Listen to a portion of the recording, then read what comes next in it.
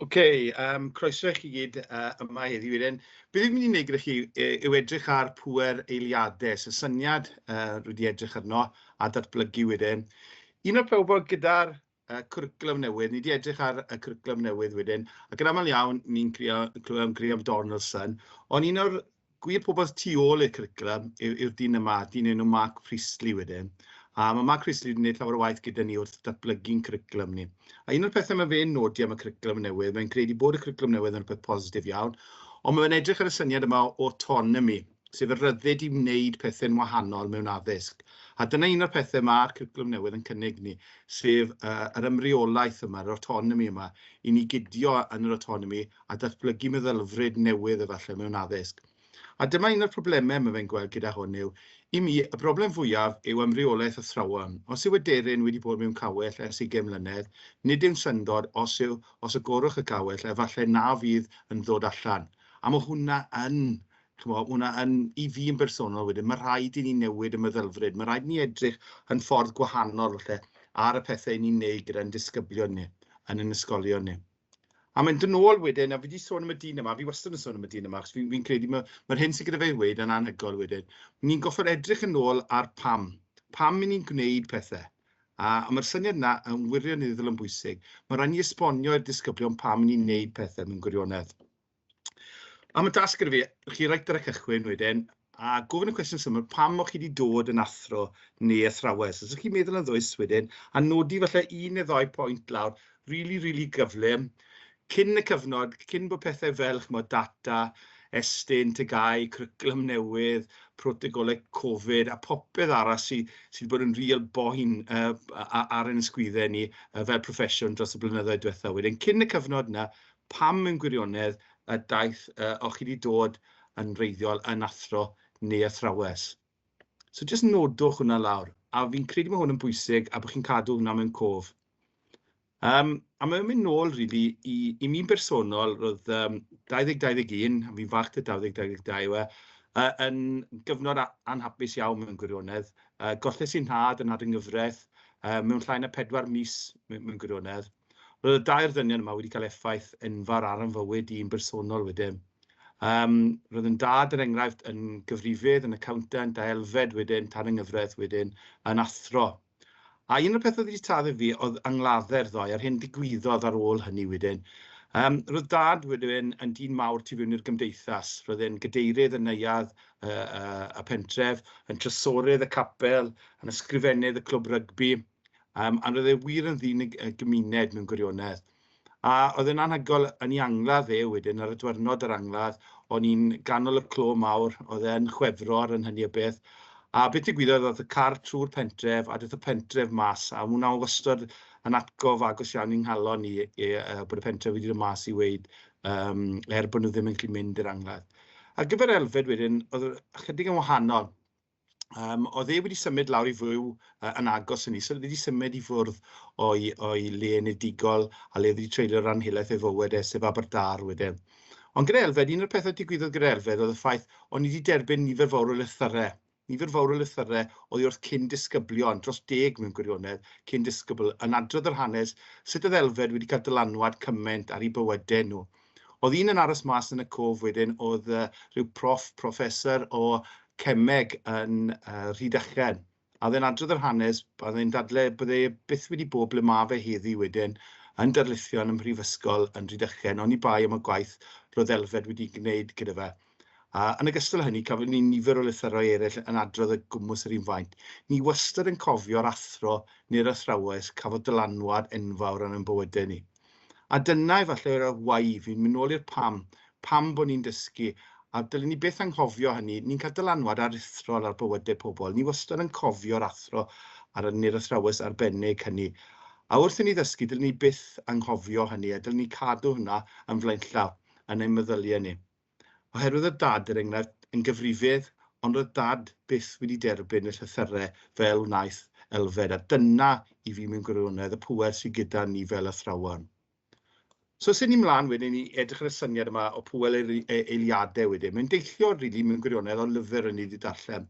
A mae'n llyfr anhygoel, oherwydd yn gweld llyfr mewn gwirionedd yn ymwneud ag addysg. Bod nhw'n trafod addysg yno fe, Mae'n sôn am the power of moments.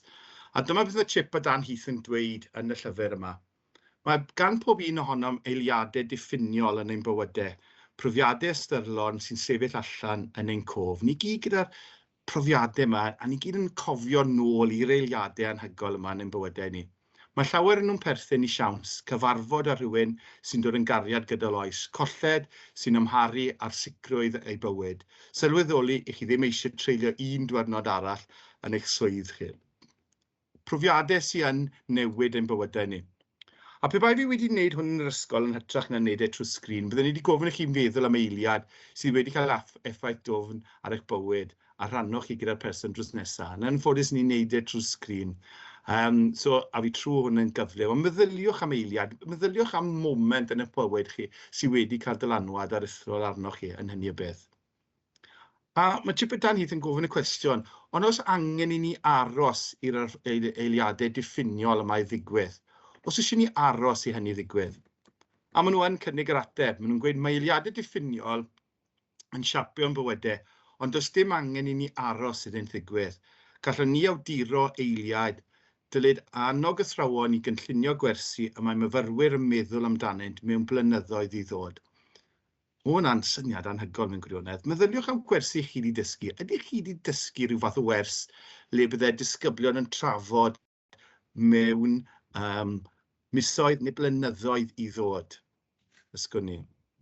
Wel, dyna beth yw'r nod sydd gyda fi heddi wedyn. Y dau nod yn syml yw ceisio darganfod beth sy'n gwneud profiad penodol yn gofiadwy, ac yn ail wedyn darganfod sut i greu eiliadau diffiniol. Unwaith eto mae'r tasg yma, trafodwch beth sy'n gwneud profiad arbennig yn gofiadwy. So yn edrych na bod chi'n neud fi'n mynd i cynnig yr atebion. Wel, fi ddim yn mynd i cynnig yr ateb. Mae seicolegydd addysg wedyn, dyn yn rei bai meister yn credu bod yna 5 elfen sy'n gwneud profiad penodol yn gofiadwy. A dyma rai mae fe'n nodi. Yr un cyntaf wedyn dyrchafiad. Mae eiliad diffiniol yn codi uwch lawr cyffredin. Mae eiliadau o ddyrchafiad yn codi yn uwch na chwrs arferol digwyddiadau. Mae'n llythrenol yn anhygoel. So meddyliwch am pethau anhygoel. Yn ail wedyn balchder.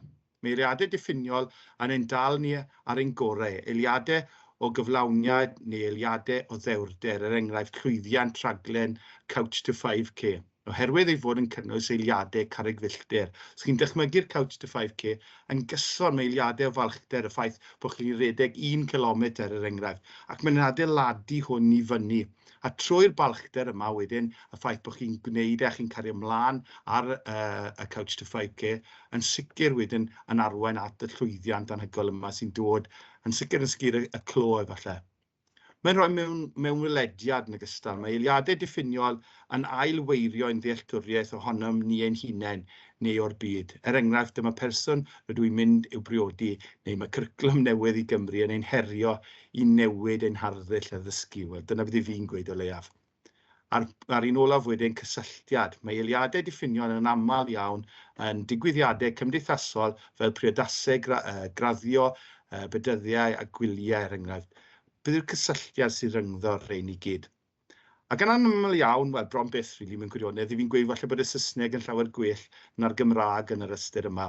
Oherwydd, pe bai fi wedi gwneud hwn yn Saesneg, byddwn ni wedi sôn am elevation, pride, insight a connection. So ni fel yng Nghymru, wrth gwrs, mae epic yn ffantastig ydw e. Byddwn ni'n gallu creu'r epic moments yma, a 5 elfen sy'n creu hynny. A na gyfer y pob y craff, wrth gwrs, sy'n edrych ar hwn, ond dim ond 4 ti wedi dangos hynny. Wel, mae'r 5ed un yn ôl bai meister wedyn yw trauma. Ac wrth gwrs, byddwn ni ddim yn moyn datblygu torcalon neu galar efallai yn ein gwersi ni fel elfen. So byddwn ni'n gallu anwybyddu y 5ed un. Ond mwyn deall wedyn pa mor bwysig yw rhain i ni'n bersonol, achos ni'n dal rhain, a ni'n creu cistiau trysol, ni'n cadw'r eiliadau yma, a ni'n moyn cadw'r profiadau yma, oherwydd bod ni'n credu ac yn ystyried nhw'n werthfawr i ni. Yr un cyntaf, dyrchafiad yn ei sôn am. Wel, sut ni'n cadw hynny? Wel, felly llythyrau caru enghraifft, raglen i tocyn i gêm rygbi enghraifft, neu Crys T o gyngerdd U2.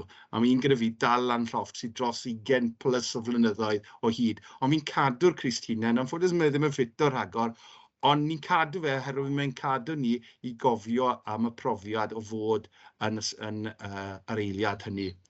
Yn ogystal â hynny wedyn, yw balchder, cardiau diolch gan cyn-disgyblion yr enghraifft, tystysgrifau neu dlysau hyd yn oed. Ni'n cadw'r pethau yma, ni'n cadw nhw ar gyfer y plant yn ogystal wedyn. Mewn welediad, dyfyniadau neu'r thyglau o lyfrau. Mae Pinterest yn enghraifft ffantastig o hyn wedyn. Ni'n cadw'r dyfyniadau ni wedi darganfod ar Pinterest neu'r lluniau ni wedi cadw ar Pinterest wedyn, sydd wedi newid ein barn am meddyliau ni wrth i ni mynd mlaen. Yn ogystal â hynny wedyn y cysylltiad yma. Y cysylltiad yma yw lluniau. Ni'n cadw lluniau ar gyfer priodasau, gwyliau neu deulu, wrth gwrs. Mae'r holl bethau yma yn ein cyst ni oherwydd maen nhw'n cynrychioli eiliadau a maen nhw'n cynrychioli eiliadau pwysig yn ein bywydau ni yn hynny o beth. A syniad yw, ni ddylwn ei gadael i siawns. Mae gennym ni fel athrawon gyfle gwych i ddarparu eiliadau o ddyrchafiad balchder mewn welediad a chysylltiad. Y cyfan sydd ei angen yw dychymyg ac ymdrech. Mae eiliadau'n bwysig yn hynny o beth. A dyna bydd yw'r rôl i heddi. Dyna bydd fi moyn i chi greu yn eich ysgolion chi, yw'r eiliadau pwysig yma. Byddwn ni yn chwarae'r fideo yma, ond mae fe chydig rhy hir, mae fe tua 5 munud. Bydd y fideo yma ar gael, achos bydd y pwynt pŵer yn cael ei lwytho. Mae fe'n sôn am y ffaith bod plant yn un o Daleithiau'r America yw'r enghraifft yma wedyn, le maen nhw'n mynd i'r Radiology Department yn un o'r ysgolion, yn un o'r ysbytau, a o'n nhw'n ofnus rhag mynd mewn i'r peiriant yma wedyn i edrych ar cancer ac yn y blaen tu fewn i'r corff. Ond wrth nhw adeiladu stori o amgylch bod nhw'n mynd ar llong môr ladron ac yn y blaen wedyn, oedd y plant yn fodlon mynd mewn i'r peiriant ac yn eistedd yn y peiriant a dim yn symud. A mae'n stori anhygoel sut mae eiliad a sut mae'r stori yn datblygu y syniad yma o brofiadau. Yn ogystal â hynny wedyn tasg, allwch chi feddwl am foment a ddysgu rhyfeddol rydych chi wedi creu neu wedi gweld. Meddylwch am chi yn y dosbarth efallai, neu efallai gweld rhywun arall yn dysgu y gwers. A beth sy'n anhygoel, beth oedd y profiad y gafoch chi? Wel, beth hoffwn ni siarad amdano yw un o profiadau ges I mewn gwirionedd. Gyda'r cwricwlwm newydd yma, wrth gwrs, ni'n athro hanes a ni wedi bod yn dysgu y tuduriaid y stiwardiad yn blwyddyn 8, y chwildro diwydiannol yn blwyddyn 9, a dim llawer o newid wedi bod yn lawr yr ysgol. A dyma fi'n datblygu'r syniadau yma yn ymwneud â'r cwricwlwm newydd. A yn anffodus, mae hwn yn Saesneg, fi'n gwybod pam fi'n anghofio cyfieithu fe, ond beth wnaethon ni oedd areithiau, datblygu dawn disgyblion i areithio. A un o'r pethau ni'n gofyn yn aml i bobl ifanc i gyflwyno, ond ydyn ni'n dysgu nhw mewn gwirionedd sut i gyflwyno. A tueddiad yw, mae hwn wedi digwydd yn ddiweddar gyda tygau er enghraifft. Mae tygau Saesneg a Cymraeg yn annog ni i gyflwyno gwybodaeth, a maen nhw'n dysgu ni sut i gyflwyno.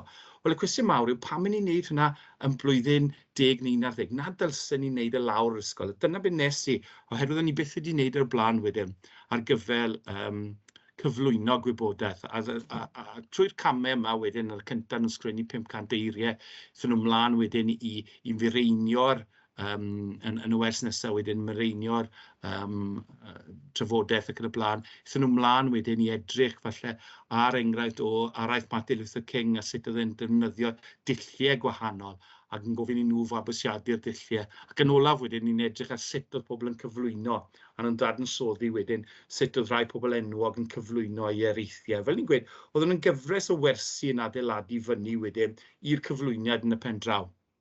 A fi'n cofio un disgybl, oedd y disgybl yn gweud, beth gallwn ni siarad amdano? A ni'n gweud unrhyw beth. Iawn, so beth gallwn ni siarad amdano? Unrhyw beth. A mae disgyblion yn wedig rai fwy galluog falle yn gweld hwnna'n anodd. A nhw'n dod I fi trwy'r amser yn gweud, odw'n iawn bod fi'n neud ar hwn, os ydy moyn, wedi se? A ni'n gweud, na, nid dyna'r ateb ni moyn. Beth I chi moyn I ni wneud arno? A ni'n gweud, wel, gallwch chi wneud ar unrhyw beth I chi'n dewis. A dim ond bod yn, achos dyniaethau ni'n edrych yna, dim ond bod yn wneud â pobl, unrhyw beth chi'n dewis. A dyma un disgybl wedyn, oedd y disgybl yma'n boen. A oedd e'n disgybl mewn gwirionedd wedyn, oedd e'n wir boen yn y gwersi, oedd e'n mynnu sylw trwy'r amser. A ddi hanes e'n chydig yn drist mewn gwirionedd, oedd wedi colli dad, A ddi fam yn dod o dramor, ddi fam yn dod o'r Almaen, a ddi ddim yn siarad Cymraeg ac yn y blaen. Ond un o'r pethau y tad wedi gweud bod e moyn i'w feibion i dau fab i barhau mewn addysg trwy gyfrwng y Gymraeg. Oedd ei fab hynau, ei frawd hynau wedyn yn llwyddiannus iawn oedd yn wario cricet dros Gymru ac yn y blaen. Ond oedd y bachgen hyn yn blwyddyn 7 wir yn boen, a dde moyn sylw fel ni'n gweud. A dyma fe'n aros fyny a dechrau iaraith e. Ac yn ei araith e, dyma fe'n sôn am y ffaith bod e yn ymwybodol bod e'n boen. A dyma fe'n mynd mlaen wedyn i sôn am yr effaith oedd colli dad wedi cael, a'r ffaith bod ei frawd yn cael llawer o sylw wedyn oherwydd ei lwyddiant yn chwaraeon ac yn y blaen wedyn, a bod e ddim yn cael y sylw hynny. Erbyn y diwedd, oedd bron pawb yn y dosbarth yn crio mewn gwirionedd, a dda'n agwedd i tuag at y disgybl hynny wedi newid yn gyfan gwbl. A ni'n teimlo'n euog am feirniadu fe'n ystod y gwersi. Oedd pŵer anhygoel gyda'r cyflwyniad hynny wedyn. A o'n i'n meddwl yn ôl, o'n i'n meddwl, waw, hynny yw, o'n i wedi rhoi'r cyfle dysgu am dros 20 o flynyddoedd, o'n i beth wedi rhoi'r cyfle yna i'r disgyblion i godi llais nhw. A dyna beth fi'n credu yw pŵer eiliad mewn gwirionedd, yw rhoi'r cyfle i'r disgyblion i fynd ar ôl. So sut ni'n greu eiliadau? Sut ni'n creu eiliadau sy'n diffiniol wedyn mewn gwirionedd? Wel, adeiladu copa yw un o'r pethau. Mae eiliadau diffinio yn brofiadau sy'n codi uwch lawr drefn arferol. Maen nhw'n gwneud i ni deimlo'n hapus ac yn llawn cymhelliant, yn gyrru ni ymlaen. A mae adeiladu copa yn rhywbeth wirioneddol bwysig tu fewn i syniadau chip o dan Heath yn hynny o beth wedyn. Mae'r cwestiwn yma, unwaith eto, pe bai fi gyda chi, byddwn ni'n gofyn i chi ateb y cwestiynau, yn aml iawn fel chi wedi gweld gyda'r tasgau, mae fi sy'n ateb y cwestiynau. Ond meddyliwch am eich disgyblion, pa eich afbwyntiau y maent wedi profi yn ystod y cyfnod yn eich ysgolion chi? Pa eich afbwyntiau? Ble mae'r peaks maen nhw wedi dod o traws tra bod nhw yn eich ysgolion chi? I raddau, mae'r ateb yma yn eitha rhwydd, oherwydd mae'r disgyblion yn rhoi'r atebion, yn sicr yn yr uwchradd rwy'n ni'n dysgu wedyn, oherwydd ar diwedd blwyddyn 2 ar 10, yn ysgol pryd ni'n dysgu'n ysgol gyfyn Bromyrddin yn Gyfyrddin wedyn, oedd y gwasanaeth olaf. A y gwasanaeth olaf wedyn i flwyddyn 2 ar 10, fel arfer nhw'n creu fideo ddoniol yn sôn am eu cyfnod nhw ym Mromyrddin a defnyddio lluniau amrywiol yn y fideo yna'n dal y sylw wedyn. Ond nhw hefyd yn adrodd eu hanes nhw ac yn adrodd y cyfnod yn yr ysgol yn hynny o beth ac yn hel atgofion. Ond nhw pob tro yn sôn er enghraifft am y tripiau yn ymweld â, trip yn ymweld â un o dreithwyr America gyda ni'n yr adran dynieithau, y trip wedyn sgio, ond nhw hefyd yn sôn yn aml iawn am y sioe gerdd yn nhw wedi bod yn rhan ohono, falle gemau rygbi, heb os yn nhw sôn am y bols yn nhw wedi mynychu yn hynny o beth, ond nhw byth, a mae hwn yn bwysig, ond nhw byth yn sôn am unrhyw enghraifft academaidd neu gwers o'n nhw wedi mynychu. A mae hwnna, os chi wir yn ystyried hynna, mae hwnna'n arbed od mewn gwirionedd, oherwydd y brif reswm o nhw yn mynychu'r ysgol oedd am reswm academaidd. Y brif reswm o'n nhw gyda chi yn y dosbarth oedd mwyn sicrhau bod nhw'n cael yr addysg, gorau posib, mwyn symud nhw ymlaen. Ond wrth i nhw edrych yn ôl ar eu cyfnod yn yr ysgol, oedd hwnna byth yn cael ei drafod. Oedd byth peaks gyda chi fel ydyn gweud. Oedd dim uchelfannau yma lle nhw'n cofio gwersi mewn gwirionedd. A yn ôl chip o dan Heath, mae'r diwrnod ysgol arferol yn weddol wastad, wedi atalnodi gan gwersi sydd ar y degau'n ddiddorol a weithiau'n ddiflas. Dyma fel maen nhw'n gweld diwrnod naturiol, diwrnod ysgol mewn gwirionedd. A fel chi'n gweld positive experiences a negative experiences. Rai gwersi'n well na rai eraill wedyn. Ond, does dim unrhyw un peak gyda chi mewn hyn. Does dim unrhyw copa gyda ni mewn gwirionedd. Ble mae'r copa i'r cwestiwn? Mae angen i ysgolion fod yn debyca i chwaraeon. Mewn chwaraeon, mae yna gêm. Rydyn ni'n rhedeg ysgol fel ei fod yn arfer di-stop. Dydych chi byth yn cael gêm. Ni fyddai neb yn hyfforddi ar gyfer tîm pe na paent yn chwarae gêm. Beth yw'r gêm i'n myfyrwyr ni? Beth yw'r gêm? Ble mae'r copa gyda ni'n yng gwersi ni? A sy'n ni'n edrych wedyn, hefyd yn ogystal â hynny wedyn, ond mae rhai gyda ni, sef falle y sioe gerdd bydd yn cael ei cynnal yn yr ysgol wedyn. Mae'r adran drama a'r celfyddydau mynygiannol yn gyfrifol am yr elfen hynny wedyn. A mae hwnna'n sicr yn uchafbwynt, a mae'r plant, fel ni'n gweithio chi, yn cofio nôl wrth i'r sioeau maen nhw wedi creu a'r caneuon maen nhw wedi dysgu ar gyfer hynny. Gwmws rhywun peth wedyn, gyda chwaraeon enghraifft, os chi'n edrych ar y positif a negatif curve yma, falle y practices, yr ymarfer, ond mae'r y gêm yw'r peak. Mae'r gêm maen nhw'n neud, maen nhw fodlon mynd i chwarae yn y mwd a'r llaid ac yn y blaen ar gyfer y gêm, fod yn rhan o'r gêm yn hynny o beth. So fel chi'n gweld o'r graff yma, mae'n hollol wahanol i sut ni'n rhedeg ysgol a sut ni'n rhedeg ein gwersi ni.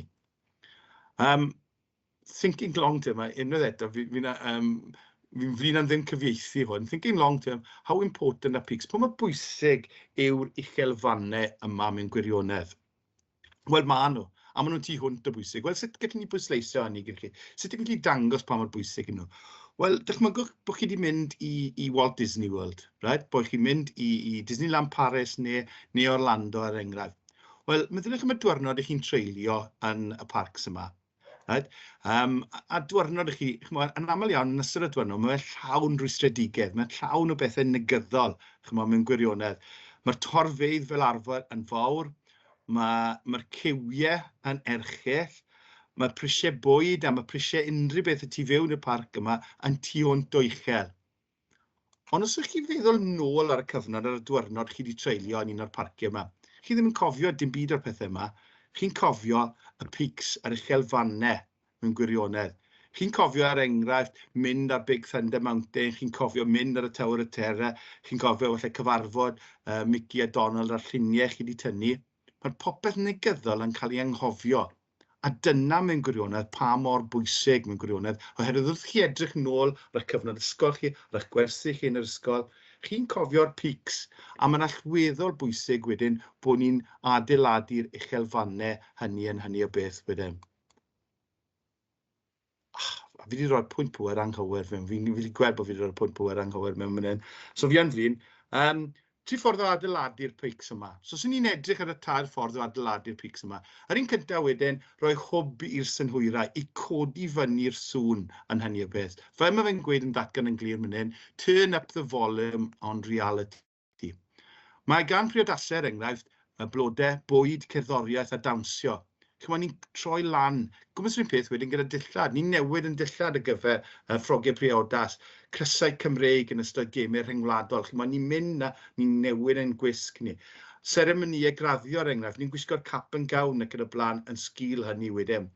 A mae hwn yn enghraifft, fel byddai'r Sais yn gweud, yn turn up the volume, yn codi fyny ac yn datblygu'r eiliad yna i wneud y llawer fwy special yn hynny o beth. Chymod, priodas, er enghraifft, ni'n gwneud nifer fawr o weithiau. Ni gyda'r gwisg, er enghraifft. Ni'n cynnal mewn eglwys neu capel, er enghraifft. Ni'n mynd wedyn i cael y bwyd. Ni'n cael wedyn y lluniau sydd wedi cael eu tynnu yn ystod fe. Ni'n cael y dawnsio yn y nos a'r disgo ac yn y blaen wedyn. Ni'n troi fyny y volume. Ni'n cael y gacen, er enghraifft. Mae hwn yn holl beth i wneud y diwrnod hynny yn special yn hynny o beth. Gwmys rhywun peth wedyn, raise the stakes, ychwanegu elfen o bwysau, cystadleuaeth, gêm, perfformiad, terfyn amser, ymrwymiad. Codi'r pwysau, ychwanegu elfen o bwysau, boed hynny'n cystadleuaeth neu'n perfformiad. Dyna beth ni'n neud, ni'n newid y pethau hyn wedyn. A'r un olaf wedyn yw torri'r sgript. Heriwch disgwyliadau pobl o sut bydd y profiad yn datblygu wedyn. Torrwch y sgript, newidwch y drefn efallai. Wel, bydd rai syniadau sydd gen i am wneud hynny wedyn. Arddangosfeydd, er enghraifft. Dyma un ffordd, un o'r pethau, yn aml iawn, yr unig reswm pam bod rhieni'n dod mewn i'r ysgol yw ar gyfer noson rhieni. Wel, pan gen i'n denu rhieni mewn am resymau gwahanol, pan gen i'n denu rhieni mewn, a does dim rhaid ei fod yn yr ysgol, falle lle fod yn neuadd yn agos i'r ysgol, dim beth bynnag sydd gyda chi o amgylch wedyn, pan gen i'n denu y rhieni ddod i weld gwaith y plant.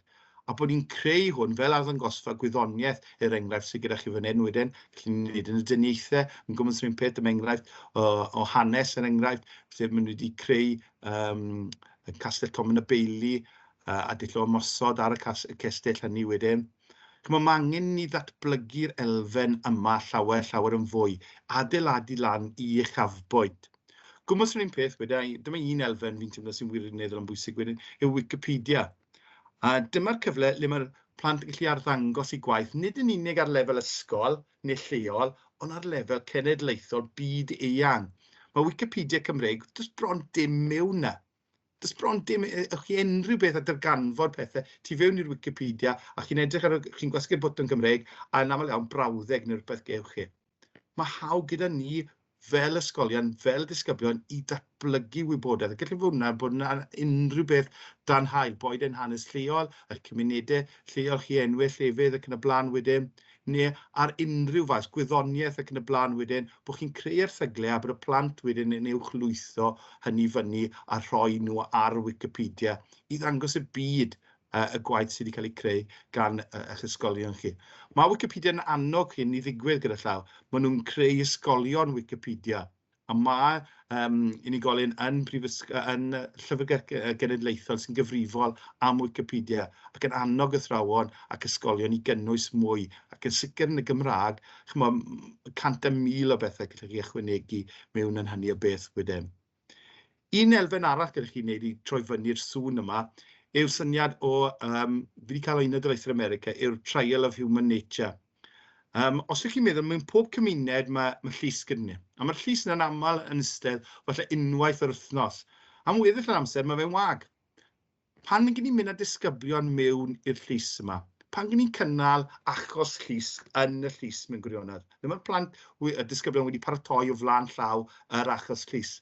Dyma'r enghraifft sy'n dod o, dyma'r llys gyda llaw yn Aberhonddu sydd gyda chi mynd yw'r enghraifft ar y slaid. Ond pan gen i'n cynnal achos human nature, mae'n gweud, oedden ni fel pobl, fel cenhedlaeth, ydyn ni'n cael ein geni fel pobl da neu pobl drwg. Oedd yr achos llys yma mynd mlaen, a beth ych chi'n cael wedyn, o'ch chi'n cael pobl yn gwisgo fyny, oedd y disgyblion yn dod mewn, wedyn fel barnwyr, yn dod mewn wedyn mewn siwtiau, os yn nhw'n twrnau'n cyfreithwyr yn yr achos llys. A wedyn, o'n nhw'n cael pobl i drafod hyn, a falle nhw'n cael pobl fel yn gwisgo fyny fel Gandhi er enghraifft, yn dod mewn ac yn trafod, wedyn ymchwil ar Gandhi, a wedyn sôn yn yr achos llys yma, fel pe bai Gandhi yn siarad am y cyfnod, a beth oedd ei syniadau fe yn ymwneud â hyn. Un o'r pethau maen nhw wedi gweld wedyn gyda hwn, mae Chip a Dan Heath trwy edrych ar hyn, yw, oedd y Trial of Human Nature mor llwyddiannus, dyma'r pic. A un o'r pethau oedd e'n gweud, a un o'r gwendidau sydd gyda ni wedyn, dylid hwn ddigwydd pob blwyddyn oedd e'n gweud. Oherwydd yn aml beth sy'n digwydd yn ysgolion ni, ni'n neud fel pethau hyn fel one-off. Ond os ni'n neud pob blwyddyn, mae'n adeiladu lan hyder y disgyblion. Maen nhw'n edrych ymlaen i fe. Maen nhw'n ymwybodol bod eu brawd neu chwaer nhw wedi neud y flwyddyn diwetha, a wedyn maen nhw'n awyddus i neud y flwyddyn hyn efallai. Oherwydd mae'n newid a newydd pob blwyddyn i'r disgyblion hynny wedyn. Byddwn ni'n annog cyn ogystal i ddod â rhieni mewn i'r achos llys yma, i wrando ar eu plant nhw a'r pobl ifanc yma'n cyflwyno'r achosion llys, a'r holl baratoi sydd wedi mynd mewn o flaen llaw i adeiladu fyny y pic yma wedyn mewn gwirionedd. Bydd y prif dasg? Wel, byddwn ni wedi'n annog chi wedyn, gan feddwl mewn eiliadau nawr, mae gennych chi gyfle i dyfeisio ffyrdd y gallwch chi greu eich abwyntiau a diffinio eiliadau eich dysgwyr chi. Be gallech chi? Sut gallwn ni datblygu'r syniadau yma? Sut gallwn ni arwain at ei chafbwynt? Bod hwn yn rhywbeth sydd yn cael ei wneud gan rai o gwledydd fwyaf blaenllaw mewn addysg. Mae'r Ffindir yn hoff iawn o'r dasg yma. Mae gwledydd fel Seland Newydd a Canada, Taleithiau'n Canada, yn annog disgyblion i wneud y fath yma o waith. Ond byddwn ni'n gweud un peth. Mae dau peryg mawr wrth i ni wneud hyn. A mae'r dyfyniad yma'n Saesneg, a fi wedi cadw fe'n Saesneg. Beware of the soul-sucking force of reasonableness. Otherwise, you risk deflating your peaks. Pupils remember mad, epic moments. A byddwn ni'n annog chi i wneud pethau gwallgo. Dyna'r pethau maen nhw'n mynd i gofio. Dyna'r pethau sy'n mynd i aros yn y cof. Dyna'r pethau byddwn nhw'n ymddangos pryd maen nhw'n gadael yr ysgol, byddwn nhw'n cofio nôl. Fi'n cofio gweithio gyda maes dysgu a phrofiad y dyniaethau a wnaethon ni hyn. Fi'n cofio gweithio gyda ieithoedd a dyma beth o'n i wedi wneud mewn gwirionedd. Dyna beth sy'n angen i ni anelu eto. Yw'r pethau gwallgo fyma. Oherwydd, fel mae George Bernard Shaw, all progress depends on the unreasonable man. Fi di ychwanegu, o woman. Byddwch yn unreasonable. Byddwch yn wallgo. Ewch am y syniadau yma mewn gwirionedd. Byddwn ni'n annog chi wneud hynny wedyn. A mae cwricwlwm newydd yn annog chi i wneud hynny. Ar y pwynt hyn, mae'n deg bod chi gyd wedi gweud, okay, fi'n eitha licio'r syniad yna. It's not too bad. Gallwn ni fynd gyda hwnni wedyn. Un o'r gwendidau mawr, un o'r problemau mawr iawn gyda hwn yw'r syniad yma, nid lawr i un person dylai hwn i fod. A oherwydd hynny, mae'n rhywbeth caled i wneud, mae'n rhaid ni baratoi, mae'n rhaid ni baratoi, os ni moyn wneud e'n flynyddol, a byddwn ni'n annog chi i wneud lot o'r pethau yma yn flynyddol, wrth i chi adeiladu fyny y statws ac yn y blaen ar gyfer y weithgaredd hynny, a llwyddiant y weithgaredd hynny. A'r syniad yma yn Saesneg, it's not my job. Nid yn swydd i wneud hynny. A fi wedi gweld hwnna'n aml iawn. Un o'r pethau ni'n wneud tra ni'n ôl yn ysgol, oedd os o'n i'n mynd i'r archifdio, ni'n cael arfwisg, a ni'n cael arfwisg o'r canol oesoedd. A ni'n dod efo'r ysgol ac yn y blaen, oedd y plant yn blwyddyn 7 yn hoff iawn o wisgo fe, a ni'n annog nhw'n wisgo fe, ni'n gweld pa mor drwm oedd e, a pa mor anghyffyrddus oedd e i wisgo ac yn y blaen wedyn. A oedd y dosbarthiadau eraill, oedd y athrawon eraill hanes yn gweud, cyn i fenthyg hwnna, cyn i fenthyg hwnna. Wrth gwrs, fydd yn ffordd mynd i ôl e, ar ôl y gwersi na wedyn, mewn pythefnos, o'n i'n ffordd mynd â fe nôl. Wrth gwrs, dim un o'n nhw'n fodlon mynd â fe nôl, ond o'n i'n ffordd mynd â fe nôl i'r archifdy yn y dref yn hynny beth. Nes i hwnna'n 4-5 mlynedd, a fydd yn ffordd mynd i ôl e, a fydd yn ffordd codi o fyny. Yn y diwedd, ges i llon bol, bys i, wel, tuff. Os ych chi moyn e, ewch i ôl e, ac yn ni ddefnyddio fe. A eithon nhw beth i ôl e. A mae hwnna yw gwendid y system yma os yn ni'n adeiladu. Mae'n rôl i bawb. Mae fe ddim yn disgrifiad swydd pennaeth adran neu uwch dîm i wneud hyn. Dylse fe fod yn disgrifiad swydd pawb os yn ni'n moyn i lwyddo. A dyma'r problem gyda if it's not my job. Os chi'n edrych ar rai o'r lluniau yma, gyda llun ar y top yr enghraifft, le mae'r llwybr yn rhedeg, gyda rheilffordd yn rhedeg, le mae rhywun wedi adeiladu wedyn ar y concrit lawr. Fi dwlu'r un lawr ar y gwylod ar y chwith wedyn, le mae'n sôn am y sebon yn hytrach jyst yn rhoi am mewn yn y peiriant. A hyd yn oes chi'n edrych ar un ar y gwylod ar y dde wedyn gyda'r ysgol, le maen nhw rhywun wedi gadael yr ysgol, a maen nhw jyst yn syml wedi adeiladu'r to o amgylch e, a mae'r llun olaf yr enghraifft yn dangos yn glir wedyn bod y llechi neu beth bynnag sydd wedi cael ei roi lawr a bod yr ysgol yn parhau i fod yn y to. A'r syniad yma, it's not my job. Mae'n swydd i ni gyd. Os yn ni moyn llwyddo yn hyn y beth, os yn ni moyn rhedeg gyda'r syniadau yma, mae'n lot fawr o waith. Ond fi'n sicr yn credu yn y pen draw wedyn, trwy wneud y gwaith yma gyda'n disgyblion ni, mae'n creu eiliadau, a dyna'r eiliadau sy'n aros yn y cof.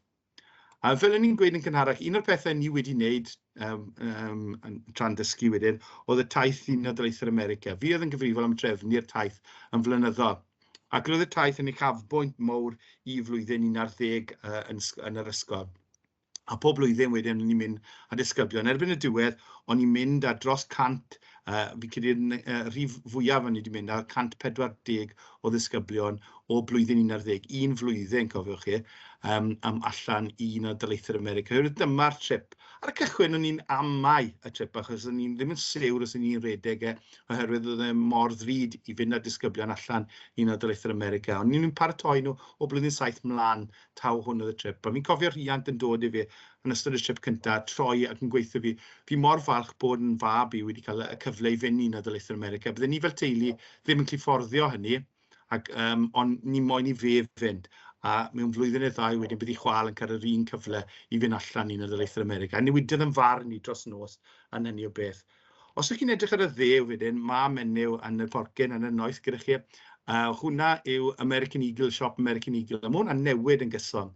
Es i mewn yna gofyn i nhw, gallwch chi roi baner Cymru i fyny. A mae hwn, fel chi wedi gweld, yn canol Times Square. A ni'n ymwybodol iawn bod nifer fawr o ysgolion ar draws Cymru yn rhan o dod i Efrog Newydd. Dyma fi'n cysylltu gyda nhw. A dyma fi trefnu amser. Reit, ni gyd yn gwrdd fan hyn am 6 y gloch ar y grisiau yng nghanol Times Square. A beth ni'n mynd i wneud? Ni'n mynd i wneud flash mob. A mae pawb mynd i godi fyny a canu'r anthem yn Gymraeg wedyn. A dyna beth digwyddodd ni. A mae'r brofiad yna yn profiad anhygoel mewn gwirionedd. A dyma'r enghraifft, dyma beth oedd wedi ymddangos ar y BBC. A fi ddim yn cofio os fi wedi clico'r sŵn. So os yw'n y sŵn fi'n flin o ma subtitles ar y gweiliod os chi'n mynd darllen hynny.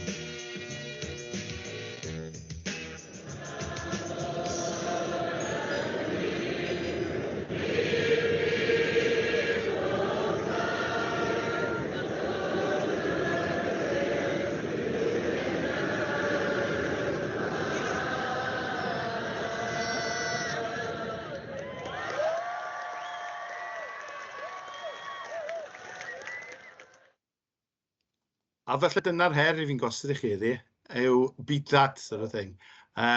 Creuwch eiliad le mae'r plant mynd I gofio am byth efallai yn eich gwersi chi, yn eich ysgolion chi, yn eich cymunedau chi. Un o'r pobl fi'n hoff iawn o yw dyn o'r enw Daniel Kahneman. Mae Daniel Kahneman wedi edrych ar y syniad yma o thinking fast and slow. Mae wedi ennill gwobr Nobel am ei syniadau fe, a mae fe'n dyn tu hwnt o ddyfeisgar am ei syniadau fe yn anhygoel mewn gwirionedd. A dyma beth mae fe'n gweud am hyn I gyd wedyn. Mae ein bywydau yn cael ei mesur mewn eiliadau, a'r eiliadau diffiniol yw'r rhai sy'n parhau yn ein meddyliau am byth. Hwna efallai'r her I ni fel athrawon. Ydyn ni gallu creu eiliadau yn ein gwersi ni yn yr ysgol bydd yn parhau gyda'n pobl ifanc ni am byth, parhau yn eu meddyliau nhw. A fi'n credu mae mesur llwyddiant hyn I gyd yn dod lawr falle I reit, fel ni'n gweud, reit ar diwedd y cyfnod y disgyblion yn yr ysgolion ni.